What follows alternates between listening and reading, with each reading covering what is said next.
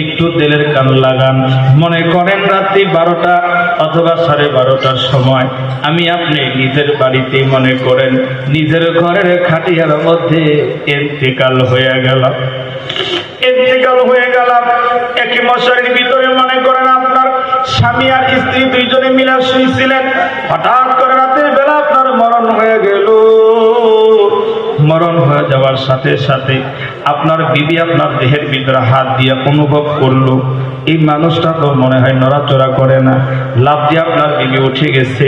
ওইটা আপনার নাকে হাত দেয়, বুকে হাত দেয়, হাত দিয়ে ভালো করে দেখে দুনিয়াতে। আপনার বিবিটা তখন লাফ দিয়ে মশারির ভিতর থেকে বেরিয়ে যাবে। মহল্লার মানুষগুলোকে পাড়াপতিকে ডাক দিয়ে বলবে, তোমরা কে গো? আমার স্বামী আর দুনিয়াতে নাই। প্রতিবেশী মহিলারা ঘুম থেকে উঠে গেল, মানুষগুলো সবাই ঘুম থেকে উঠে গেল। সবাই আপনার আমার ঘরের দিকে দৌড়াইয়া দৌড়াইয়া আসতেছে। আপনার আমার গায়ে ভালো একটা জামা থাকলে বলবে টানিয়া টানিয়া খুলিয়া নিয়ে যাবে। একটা ঘড়ি থাকলে হাতের ভিতর থেকে ঘড়িটাও টানিয়া খুলিয়া নিয়ে যাবে। আমার আপনার গায়ে ভালো কোনো জামা ওই সময় আর রাখতে রাজি না, খুলিয়া দিবে। একজন মানুষ আপনাকে আমাকে লাস্ট অবস্থায় মনে করেন মাত্র 10-15 মিনিট হয়েছে মারা গেছেন। একজন মানুষ বলেই ফেললো, এই মানুষটা কখন মারা গেল, এখনো কেন ঘরে থেকে বের করো নাই? একজন মাথার নিচে হাত দিয়া, একজন মাথার নিচে হাত দিয়া, একজন পায়ের নিচে হাত দিয়া কয়, ভালো কইরা ধুই আসার যেন খায়। এ সময় এই রুখানি এত পাগল হইয়া খুব করে পা দুইখানি ধরে ধরে ডাক দেওয়া কয়, বাইরে এত তাড়াতাড়ি আমারে বের কইর না, একবার যদি বের করে না কিয়ামত হয়ে যাবে গো, এই ঘরে আসা হবে না। কেউ শুনবে না বাবারা ভাইয়ারা, ও বাবারা ভাইয়ারা, মাথাটারে নিচু করে চক্ষু দুইটা একটু বন্ধ করে চিন্তা করো না। এই দিনটা একদিন আগে পরে আমাদের সবার সামনে কিন্তু আসবে। ওই দিন আমার আপনার লাশটারে ধরাধরি করিয়া আমার আপনার উঠানের মধ্যে একটা সিরাপাটি বিছাইয়া শুয়াইয়া দিবে, মাথার নিচে একটা বালিশও দিবে না।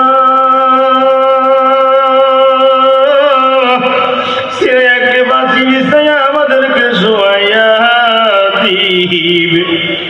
মসজিদের মাইকে এলান হয়ে যাবে। জীবনে কত মানুষের মাইকিন শুনলাম, আজকে দেখি মসজিদের মাইক আমার নাম বাজে।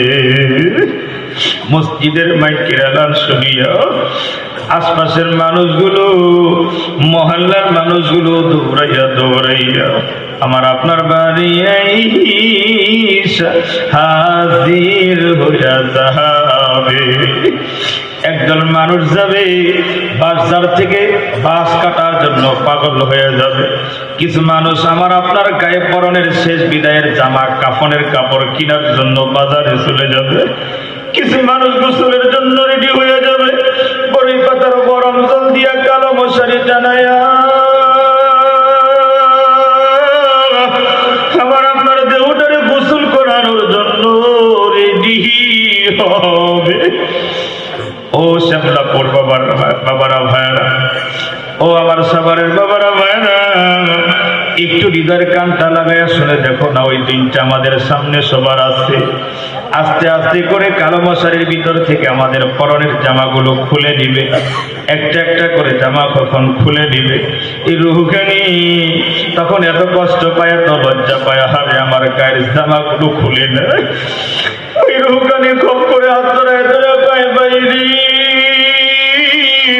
এই দেশের থেকে বুঝি একটা সুতাও আমারে নিতে দিবা না। একেবারে উলঙ্গ করে নিল, কেউ শুনবে না। আপনার আমার লাশটারে সুন্দর করে গোসল করাইয়া দিবে। গোসল করাইয়া ওই যে সাদা সাদা কাফনের কাপড় দিয়া আপনারা আমার দেহ ডাকতে শুরু করবে। পুরা দেহটা যখন ডাকা হয়ে গেল, শুধুমাত্র মুখখানি বাকি। এ সময় রুহখানি এত পাগল হইয়া ডাক পড়ে, চিৎকার করে ডাক দেওয়ার কয়, বাইরে এত তাড়াতাড়ি আমার মুখ দেখাইকো না। ওই দেখো আমার ছেলে মেয়েগুলো আব্বা আব্বা কইয়া জমিনে আশ্রয়া আশ্রয়া কান্দে। ওই দেখো আমার ঘরের বিবি নাকের গয়না হাতের চুড়ি খুলিয়া বিধবার বেশে বারান্দায় দাঁড়ায়া আমার দিকে তাকায় কান্দের কয়, স্বামী গো, ওই ছোট্টবেলায় বড় আদর করেই করে নিয়ে আসছিলে, এখন আমার একলা ঘরে কার কাছে যাও। ও প্রাণের স্বামী গোয়া আমার বাকি জীবন একলা ঘরে কেমনে কাটাবো। কেউ শুনবে না বাবারা ভাইয়ারা। লাস্টারে কাঁধে করে লইয়া আপনার আমার বাড়ি থেকে চিরদিনের জন্য বেরিয়ে যাবে। সামনে কবরস্থান। আল্লাহর নবী বলেন, লাশটা নিয়ে যখন সাথীরা হেঁটে যায় তাদের পায়ের সামানটা পর্যন্ত লাশের কানে যায়। ওই লাশটা শুনতে পায়। জানাজার ময়দান থেকে যখন অর্ধেক মানুষ চলে যায়, কিছু মানুষ কবরের দিকে যায়, লাশটার ওই রূহখানি মনে করে মানুষগুলো আমার সাথে যাবে, কিন্তু কবরের কাছে গিয়ে দেখে না, ওই কবরের ভিতরে মাত্র 2 থেকে 3 জন মানুষ কবরের ভিতরে নামে। ওই রূহখানি মনে করে কি এই 3 জন মানুষ আমার সাথেই বুঝি রবে। কিন্তু দেখা গেল ওই 3 জন মানুষ কবরে থাকে না। আস্তে আস্তে করিয়া কবরের ভিতরে লাশটারে রাখিয়া বাঁশের টাওয়ারগুলো দিয়া একজন একজন করে যখন উঠে যায়, ওই রুহখানি লাফাইয়া লাফাইয়া তখন কান্না করতে থাকে। কান্দার কয়, বাইরে অন্ধকার কবরে আমার একলা রাইখা যাইও না। কেউ শুনবে না বাবারা ভাইয়ারা। আমার আপনার লাস্টারে ওই অন্ধকার কবরের ভিতরে রেখে সব স্বজনগুলো চলে আসবে। আল্লাহর নবী বলেন, ইজা উযিআল মাইয়িতু ফি কবরিহি জাআল কুরআন ইনদা রাসিহি। আল্লাহর নবী বলেন, মাইয়িতকে কবরে রেখে যখন স্বজনেরা চলে আসে, ওই সময় আল্লাহর কোরআন মাইয়িতের মাথার কাছে বন্ধু হইয়া দাঁড়ায়া যায়। কোরআনুল কারীম কবরে পাহারা দেওয়ার জন্য আল্লাহর গোলামের বন্ধু হইয়া যায়। এই জন্য আমি আপনাদের বলতে চাই বাবারা ভাইরা, এই যে কবরে আমরা সবাই চলে যাব, একদিন আগে আর পরে সবাই যাব। ওই কবরে মা যাবে না, ওই কবরে বাবা যাবে না, ওই কবরে সন্তান যাবে না, ওই কবরে বন্ধু যাবে না, বান্ধবী যাবে না, কোনো নেতা নেত্রী কবরে যাবে না, আমাদের কোনো সঙ্গী হইয়া কোনো মানুষ কবরে যাবে না। ওই কবরে রাসূল বলেন, যা আল কুরআন ইনদা রাসিহি, আল্লাহর কোরআন বন্ধু হইয়া কবরে দাঁড়ায়া যাবে। সুবহানাল্লাহ। এই জন্য প্রিয় বাবারা ভাইয়ারা আমার, এই কোরআনকে আমরা কারা বন্ধু বানাইতে চাই, এই কোরআনের সাথে বন্ধুত্ব করতে চাই।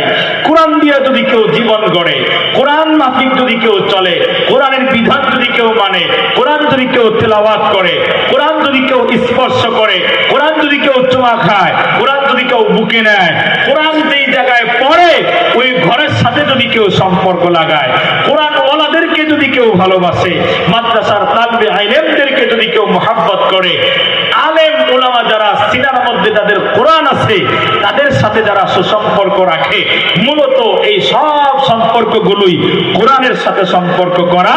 আর কোরআনের সাথে যারা সম্পর্ক করবে, হাসরের দিন কিয়ামতের ময়দানে কোরআন তাদেরকে বলবে, এরা আমার